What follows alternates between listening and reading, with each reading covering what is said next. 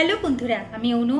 Update with অনু চ্যানেলে তোমাদের স্বাগত। আমি চলে এসেছি বধুয়া সিরিয়ালের আপডেট নিয়ে। বধুয়া সিরিয়ালে দেখা যাচ্ছে যে রনরে ভেবে বসেছিল যে পেখম কোর্টে পৌঁছাতে পারবে, কিন্তু শেষমেশ পেখম কোর্টে পৌঁছে যায়। তবে রনরে আর পেখমকে আলাদা আলাদা জায়গায় বসানো হয়েছে, না হলে পেখমের ওপর হামলা হতে পারে। কিন্তু পেখম পৌঁছালো কিভাবে? পেখমের তো অ্যাক্সিডেন্ট হয়েছিল, আমরা দেখেছিলাম, কিন্তু না, তার সেন্স কোনো রকমে ফিরে আসে আর ওই গাড়ির সাহায্যেই শেষমেশ পেখম কোর্টে পৌঁছাতে পারে। এদিকে পেখমের বাবাকে রনরের লোকেরা কথা শোনাতে থাকে, কিন্তু পেখমের বাবা পেখমের ওপর ভরসা রাখে। তবে পেখমের মা ভয় পাচ্ছে যে আবির তো এই সময় পেখমের পাশে নেই, তাহলে কি এই লড়াই শেষ পর্যন্ত আবির কি আমার মেয়ের পাশে থাকতে পারবে?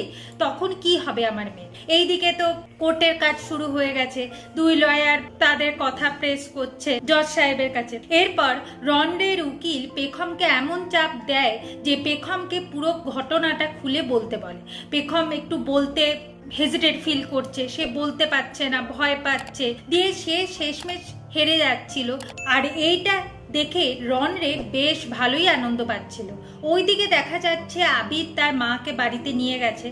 এরপর সবাই জানতে পারে যে পেখম একা করতে গেছে। আবির ভাবে যে এরপর আমাকে পেখমের পাশে গিয়ে দাঁড়াতে হবে, কিন্তু আবিরের মা আবিরকে কোনোভাবেই ছাড়তে চায় না, কারণ আবিরের মাকে শ্রী ভয় দেখিয়েছে যে যদি ছেলে কোর্টে যায় তাহলে ছেলের বিপদ আছে, তাই আবিরের মা বারবার করে ছেলেকে আটকাচ্ছে।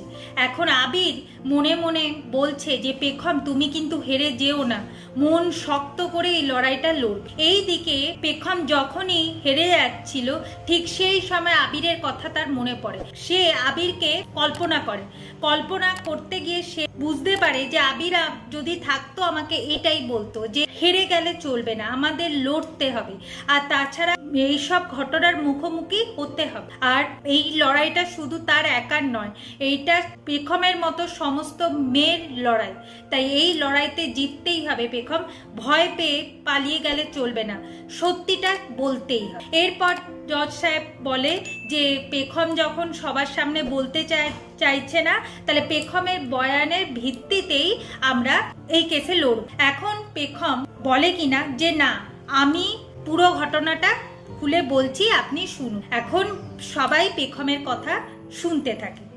আগামী পর্বে দেখা যাচ্ছে যে নিশা বলে মেয়েটি যে অভিযোগ করেছিল সোশ্যাল সাইটে, এই অভিযোগ তুলে নিয়েছে। এটা রনরের উকিল এসে জজ সাহেবকে জানায়।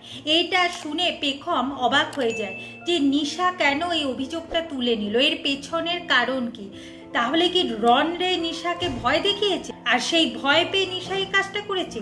কি হতে চলেছে সেটা দেখতে হলে স্টার জলসা এবং স্টার জলসা এইচডিতে বধুয়া সিরিয়ালে চোখ রাখতে হবে। আমার এই ভিডিওটা দেখবার জন্য আর আপডেট উইথ অনু চ্যানেলের পাশে থাকবার জন্য অসংখ্য ধন্যবাদ।